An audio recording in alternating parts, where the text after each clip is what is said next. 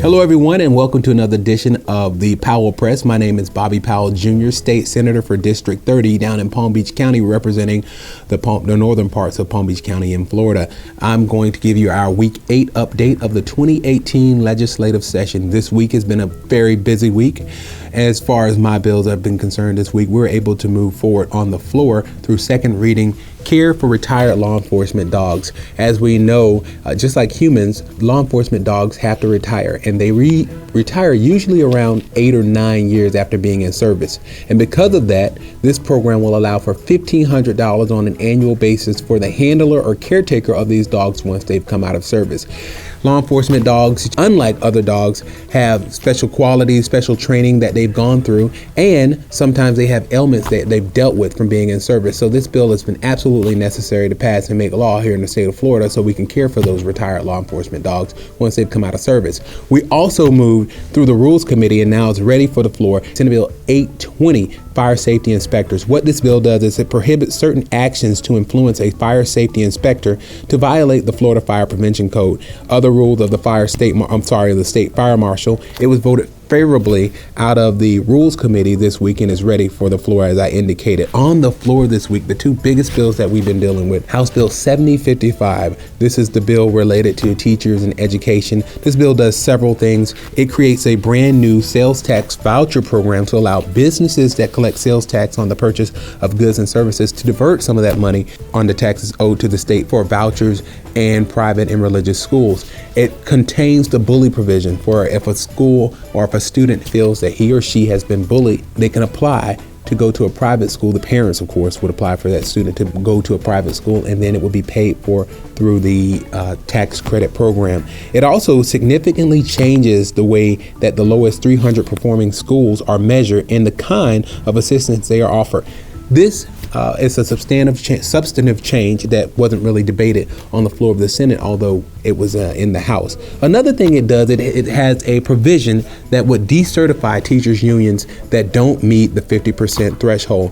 And this was a provision that we, as members of the Senate, the Democratic caucus, tried to take out of the bill, and it wasn't able to happen. This bill will be voted on final passage, and we'll see what happens. Senate Bill 7026, known as the School Safety Bill, or also the Marjory Stoneman Douglas Act. That's a bill that has come up related to the tragic shooting of 17 individuals at Marjory Stoneman Douglas High School. It allows an officer who is taking a person into custody at his or her residence to seek voluntary surrender of firearms and ammunition kept in the residence. It prohibits a person who has been adjudicated mentally defective or has been committed to a mental institution from owning or possessing a firearm until the court deems this person able to do so. One of the biggest things that it does is it prohibits a person from purchasing a weapon until they're 21 years of age. It also prohibits a licensed firearm dealer, importer, or manufacturer from making, facilitating, or transferring a firearm to a person who is under the age of 21. This bill also would prohibit the sale of bump stocks from being imported, transferred, distributed, transported, sold, or keeping the sale from these bump stock fire exchanges from happening. One of the issues that many of my colleagues have had with this bill is what's called the Marshall Program. It lists a number of things that would have to happen. It would be voluntary in the Senate bill. It's not voluntary in the House bill.